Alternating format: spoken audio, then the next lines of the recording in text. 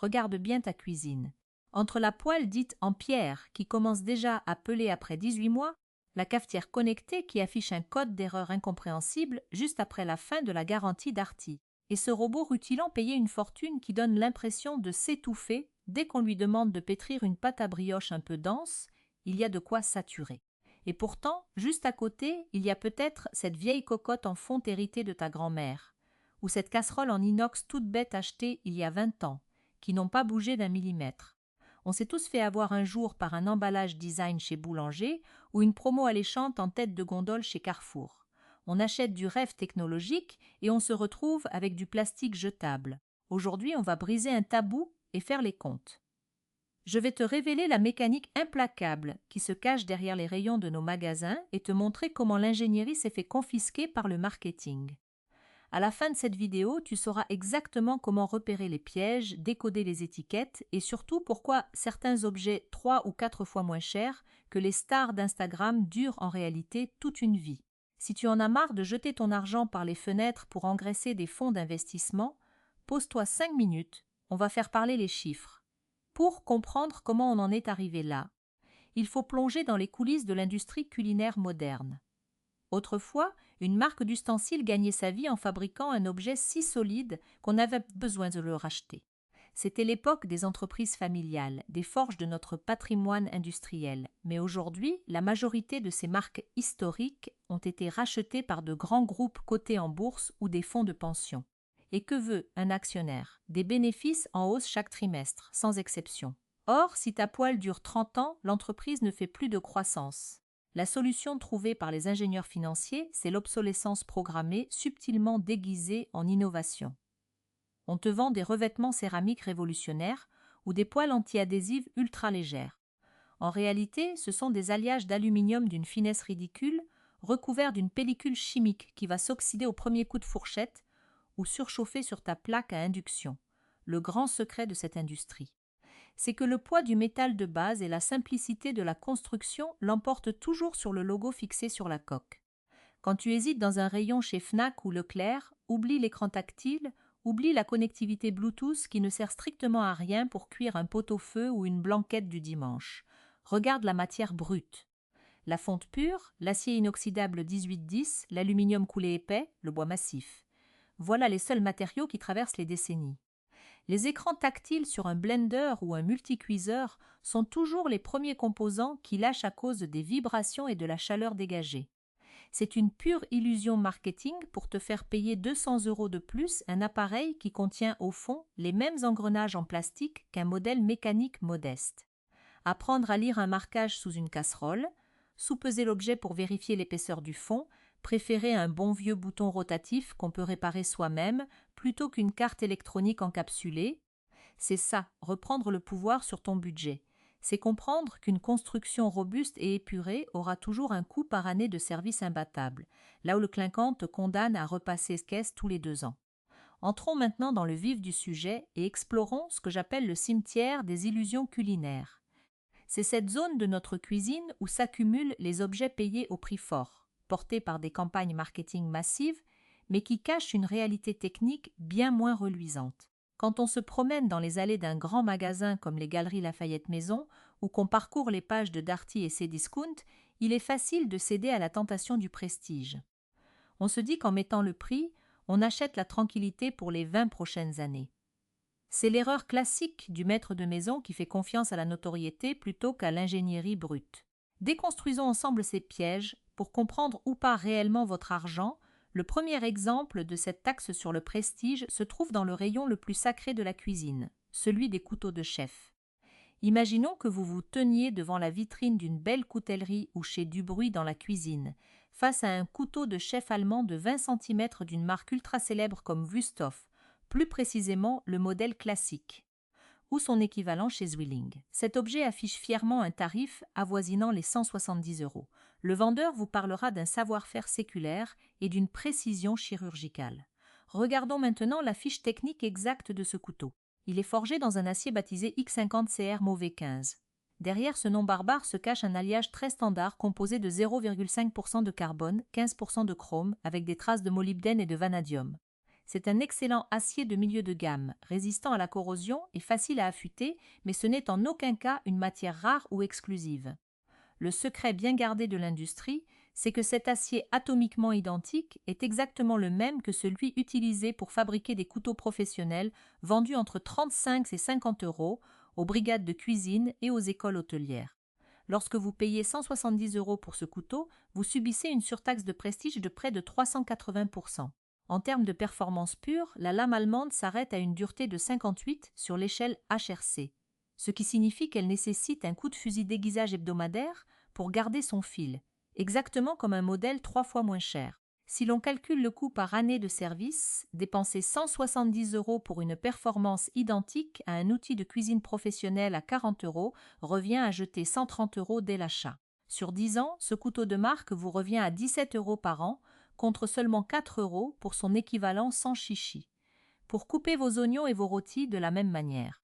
Vous n'achetez pas un meilleur tranchant, vous financez la réputation historique de Solingen et les catalogues sur papier glacé, deuxième étape de notre descente dans les coulisses du marketing. Le piège de la dégradation des marques historiques par les holdings financières. C'est le cas typique de la marque d'ustensiles OXO, mondialement connue pour sa gamme Good Grips.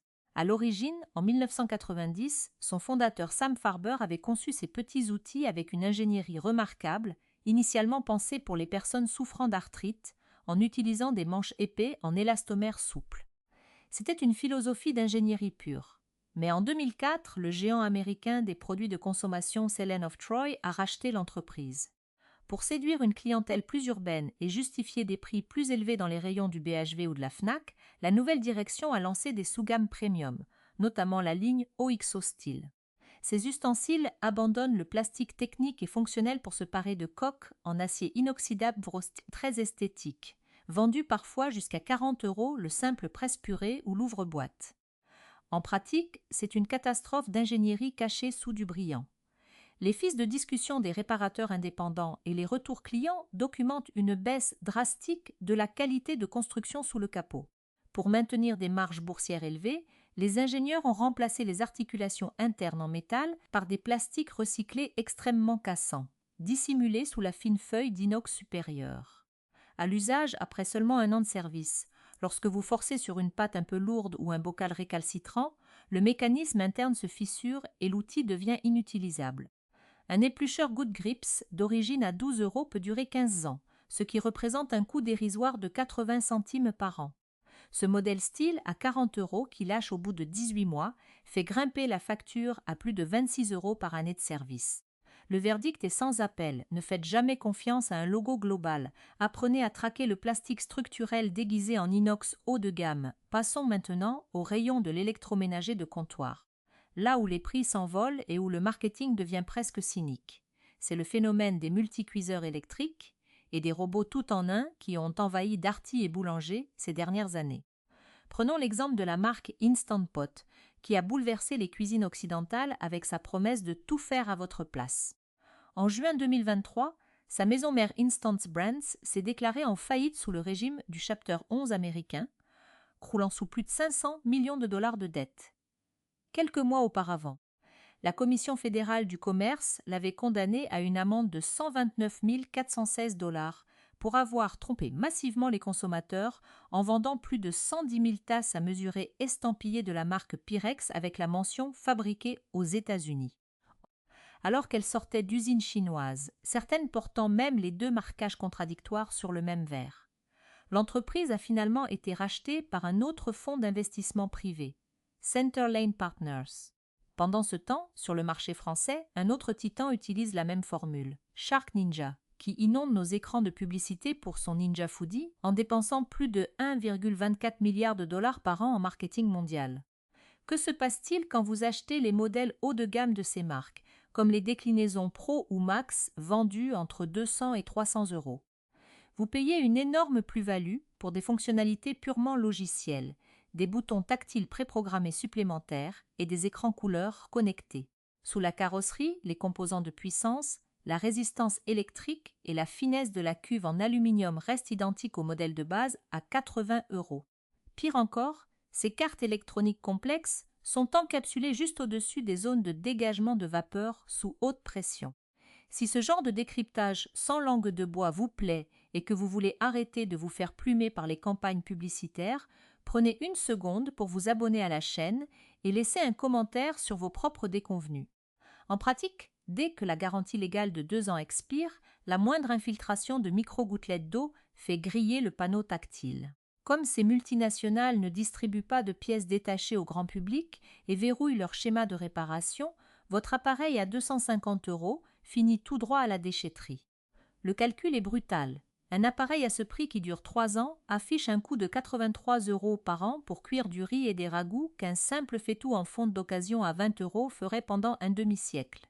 Vous financez leur budget publicitaire télévisuel, pas la robustesse de votre carte mère. Il existe un autre piège très pernicieux dans nos enseignes de cuisine, l'extension de gamme opportuniste.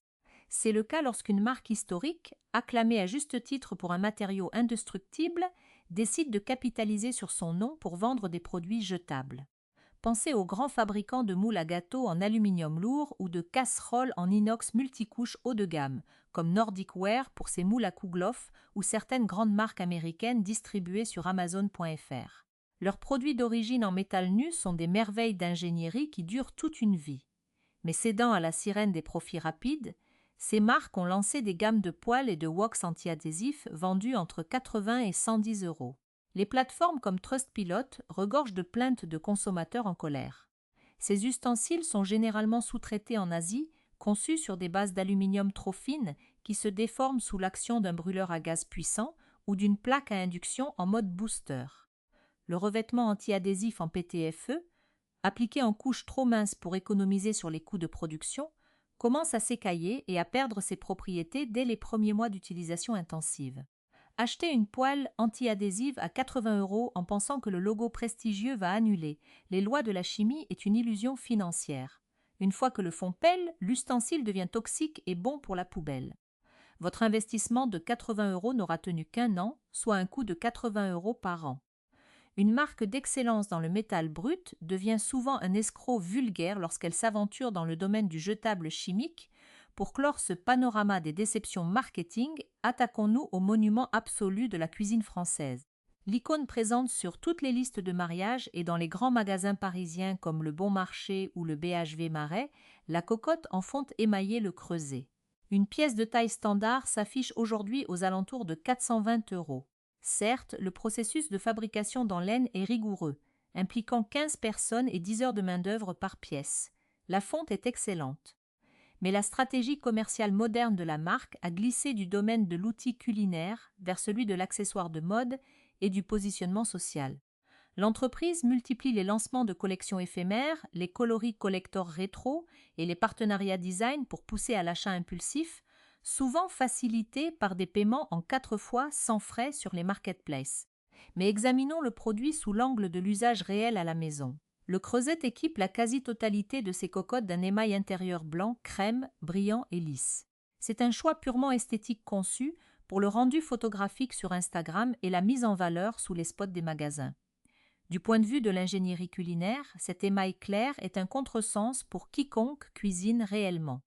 Lorsque vous préparez un bœuf bourguignon, une daube provençale ou un simple coulis de tomates d'été, les sucs de cuisson, les acides des aliments et les tanins du vin rouge attaquent chimiquement la surface et la teintent de manière irréversible.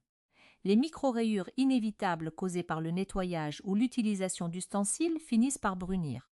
Au bout de 4 ou 5 ans de bons et loyaux services du dimanche, le fond de votre cocotte à 420 € présente un aspect taché, presque sale, qui suscite un sentiment de culpabilité chez le propriétaire, donnant l'impression que l'objet est gâché. Pour un produit vendu comme un héritage familial, cette dégradation visuelle est un choix de conception marketing délibéré. Pendant ce stand, des concurrents directs basés en Alsace utilisent un émail intérieur noir mat texturé, qui non seulement ne se tache jamais, mais favorise la caramélisation des sucs grâce à sa rugosité microscopique. Payer un supplément de prix massif chez le Creuset sert à s'offrir une identité visuelle et un standing social, pas une meilleure rétention thermique ni une plus grande durabilité à l'usage. Le verdict technique est cinglant.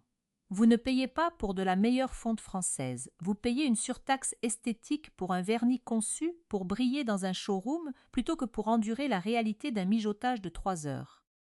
Heureusement, Tout n'est pas noir dans le monde de l'équipement culinaire. Loin des projecteurs, des influenceurs et des emballages tape à l'œil, il existe des fabricants qui misent tout sur l'ingénierie pure, la transparence des matériaux et le respect du consommateur. Ce sont les perles cachées du marché, des investissements d'une honnêteté totale, où chaque euro dépensé se retrouve directement dans l'utilité de l'objet. Le ton change ici, on quitte le cynisme des multinationales pour saluer le travail bien fait, avec la certitude mathématique que ces choix vont assainir votre budget pour les décennies à venir. Commençons par le projet le plus lourd et le plus coûteux d'une maison, la rénovation de la cuisine. Si vous demandez un devis pour une cuisine sur mesure chez un cuisiniste traditionnel, la facture grimpe rapidement entre 25 000 et 30 000 euros. Pourtant, le plus grand secret des architectes d'intérieur et des professionnels de la rénovation se trouve chez IKEA France avec leur système méthode. Une configuration standard y coûte environ 2 100 euros pour les caissons nus et culmine entre 7 000 et 10 000 euros pour une version haut de gamme avec des façades personnalisées. Le coup de génie d'ingénierie se cache dans la quincaillerie interne. Les charnières de la gamme Utrusta et les amortisseurs des tiroirs Maximera sont intégralement fabriqués par Blum, une entreprise autrichienne spécialisée qui fournit les fabricants de cuisine de luxe facturés 5 fois plus cher. Les structures sont en panneaux de particules de 19 mm d'épaisseur, protégées par une feuille de mélamine hautement résistante. IKEA adosse à cette gamme une garantie limitée de 25 ans qui couvre noir sur blanc les caissons, les façades, les charnières et les tablettes. Aucun cuisiniste indépendant en France n'offre une couverture aussi explicite et durable. Si l'on fait le calcul, une cuisine à 7 000 euros qui ne bouge pas pendant un quart de siècle affiche un coût de service dérisoire de 280 euros par an pour toute la maison.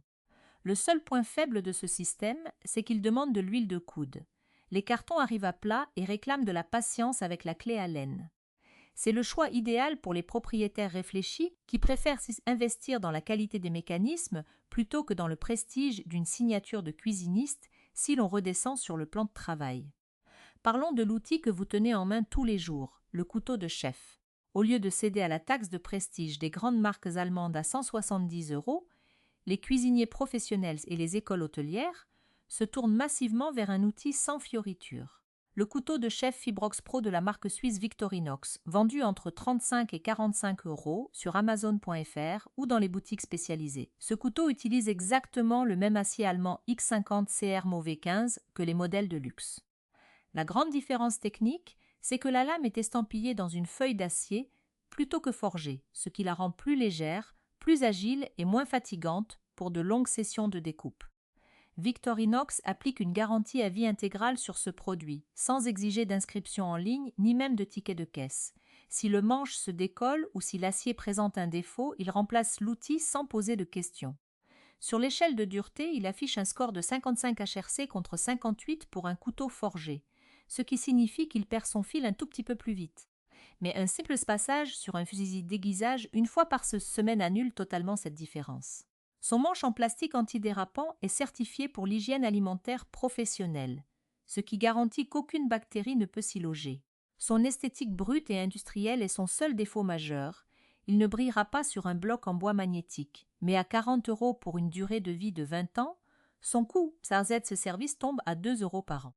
C'est l'achat rationnel par excellence pour le cuisinier qui veut un tranchant chirurgical sans payer pour l'histoire d'une marque. Pour vos casseroles et vos poêles en inox, il existe une alternative technologique magistrale aux marques d'élite. La gamme Tripliclad de la marque Tramontina, disponible sur les marketplaces françaises pour environ 150 à 200 euros, le set complet de 8 pièces. Regardons les mesures d'ingénierie au pied à coulisses. Les parois de ces casseroles ont une épaisseur totale de 2,6 mm, comprenant un cœur interne en aluminium pur de 1,7 mm encapsulé entre deux feuilles d'acier inoxydable. C'est exactement, au dixième de millimètre près, la configuration technique de la gamme D3 d'Olclad qui coûte plus de coude à 600 euros. À la pesée, la poêle de 30 cm de Tramontina pèse 1,5 kg contre 1,8 kg pour sa rivale américaine. La conduction thermique est atomiquement comparable. La chaleur se répartit uniformément du fond jusqu'au bord de la casserole, évitant les points chauds qui brûlent les sauces. Le coût par année de service pour ce set complet sur 30 ans est de seulement de 6 euros par an, contre plus de 20 euros pour la marque Premium. Attention toutefois à bien sélectionner la mention spécifique Tripliclad fabriquée au Brésil et à fuir leur gamme d'entrée de gamme en aluminium léger qui s'écaille vite. C'est le choix parfait pour équiper une cuisine familiale compatible avec l'induction sans subir le racket du marketing de prestige, si vous cherchez l'indestructible absolu pour remplacer définitivement le téflon. La réponse ne vient pas d'un laboratoire de chimie, mais d'une fonderie centenaire. La marque Lodge, gérée par la même famille depuis 1896 au Tennessee et disponible en France sur Amazon.fr ou Cdiscount, propose des poêles en fonte brute pour environ 40 €. Lodge a été la première marque de l'histoire à commercialiser des ustensiles préculottés en usine avec de l'huile végétale, une innovation technique que toute l'industrie a copiée depuis. Une poêle en fonte brute Lodge de 26 cm effectue exactement le même travail de saisie thermique qu'une cocotte haut de gamme à 400 €. Sa structure en fonte pure ne possède aucun revêtement chimique, aucun élément électronique, aucune pièce mobile. Elle est littéralement immortelle. Plus vous l'utilisez, plus les graisses de cuisson s'infiltrent dans les pores microscopiques du métal pour créer une patine antiadhésive naturelle. Son coût par année de service est le plus bas de toute l'histoire de la cuisine. 40 € pour une durée de vie minimale de 100 ans, cela représente 40 centimes par an. Ses points faibles sont évidents et doivent être acceptés. L'objet est lourd, il ne supporte absolument pas le lave-vaisselle et demande un séchage immédiat pour éviter la rouille. Notez aussi que si leur fonte brute est coulée aux États-Unis, leur gamme émaillée mineure est sous-traitée en Chine. Mais pour la fonte brute, c'est l'outil ultime du maître de maison qui refuse la société de consommation et veut transmettre un outil fonctionnel à ses petits-enfants, enfin. Si votre budget permet d'accéder au véritable de segment premium sans compromis, la seule marque de fonte émaillée qui justifie pleinement son prix est alsacienne, il s'agit de Staub, fondée en 1974. Vendue autour de 250 € dans les réseaux comme Galeries Lafayette ou Boulanger, elle surclasse techniquement ses concurrents par deux choix d'ingénierie majeurs. D'abord, son émail intérieur noir mat texturé résiste aux acides, ne se colore jamais sous l'effet du vin rouge et favorise la réaction de Maillard pour des ragoûts incomparables. Ensuite, l'intérieur de son couvercle lourd est doté de petites pointes.